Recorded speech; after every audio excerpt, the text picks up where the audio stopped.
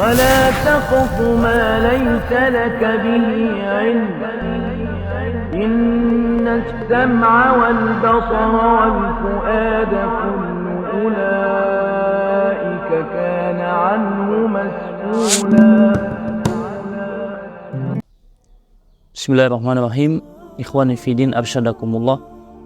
Sebagai seorang dai dan ustadz atau penceramah, terkadang kita dihadapkan dengan jadwal yang padat, sehingga terkadang ketika kita ingin mengisi sebuah ceramah, kita hanya bermodalkan membuka beberapa ayat atau hadis Nabi Muhammad SAW, kemudian kita memahaminya sendiri tanpa membuka referensi atau tafsir yang luas ucapan para sahabat tentang masalah itu. Dan sebenarnya metode tafsir seperti ini itu adalah salah satu metode tafsir yang berbahaya, yang disebut sebagai metode tafsir bi ra'yi. Dan ini akan masuk pintu celah setan di situ.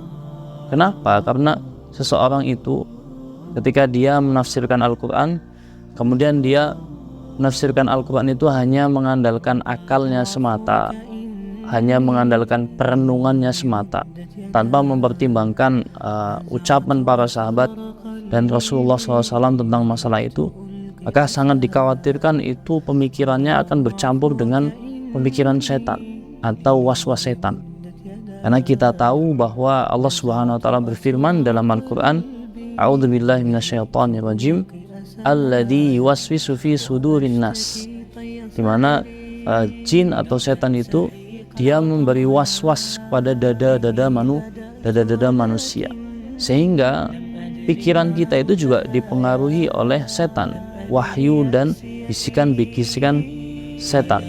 Nah, makanya kita tidak boleh, kalau kita ingin menyampaikan ceramah, kita hanya membaca tafsirnya kemudian kita merenungi sendiri, za'man bi annahu tadabbur, dengan menganggap bahwasanya itu adalah tadabbur, kemudian tanpa memperhatikan riwayat-riwayat dari buku-buku tafsir. Ini termasuk kecacatan atau kesalahan dalam metode tafsir, dan ini berbahaya, akan menghasilkan tafsir-tafsir yang di luar dari maksud yang dimau oleh Allah dan Rasulnya. Dalam hadis yang lain dijelaskan lebih jelas lagi oleh Rasulullah SAW, dijelaskan lebih jelas lagi oleh Rasul. Dalam hadis riwayat Imam Tirmidzi, Rasul bersabda, "Man qala fil Qur'ani bi ra'yihi falyatabawwa maq'adahu minan nar." Barang siapa yang berkata tentang Quran dengan mengandalkan akal renungannya sendiri tanpa mempertimbangkan nukilan para orang yang ahli ilmu dari sahabat dan Rasulullah SAW, dia mengandalkan akalnya sendiri, falyatabawwa maq'adahu minan nar, hendaknya dia membooking tempatnya di neraka. Kemudian dalam Sunan Tirmidzi juga disebutkan, dalam sebuah riwayat dikatakan, man qala fil Qur'ani bi ra'yihi fa asaba faqad akhta'a.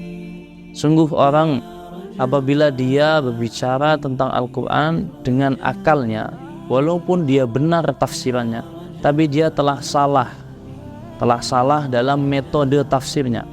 Kenapa? Fa innahu ya'til Qur'an min ghairi babihi. Karena dia sendiri itu mendatangi Quran bukan dari jalurnya. Jadi dia betul-betul menafsirkan bukan dari pintu cara tafsir yang benar, tapi dia menafsirkannya dari mengandalkan akal pikirannya dan renungannya. Dan ini berbahaya sekali. Kemudian pertanyaan selanjutnya, apakah kemudian orang itu tidak boleh mentadaburi Al-Quran atau mentadaburi ayat atau hadis Nabi, kemudian merenunginya sendiri? Apakah tidak boleh? Jawabannya boleh. Menafsirkan ayat Al-Quran dan hadis Nabi dengan mengandalkan kecerdasan dan akal kita boleh, tapi kebolehannya itu dengan catatan, yaitu ketika kita sudah menguasai tafsiran dan nukilan para sahabat tentang masalah ayat yang akan kita bahas atau hadis yang akan kita bahas. yang bahasanya adalah tafsir bil ma'thur. Jadi kita kuasai dulu tafsir bil ma'thurnya, baru kemudian kita renungi, kita cerna akal kita, sehingga kita dapat tafsiran yang bagus. Begitu, dapat renungan yang bagus. Dan inilah tadabbur yang dibenarkan, yaitu tadabbur atau tafsir dengan akal kita yang dipandu dengan riwayat-riwayat yang sahih. Maka jangan sampai terulang lagi para dai atau kita semua para penceramah mengisi ceramah hanya bermodalkan renungan ayat semata tanpa kita melihat nukilan atau tafsir ma'thur dari ayat-ayat dan hadis-hadis tersebut. Hanya renungi kemudian dijelaskan, renungi jelaskan. Ini termasuk metode tafsir yang bisa membuka pintu celah setan dalam hati dan pikiran kita, dan ini berbahaya. Jazakallah khairan. Itu saja, semoga bermanfaat. Syukron, jangan lupa di-share kepada yang lainnya sehingga kita bisa terus memberikan manfaat. Assalamualaikum warahmatullahi wabarakatuh.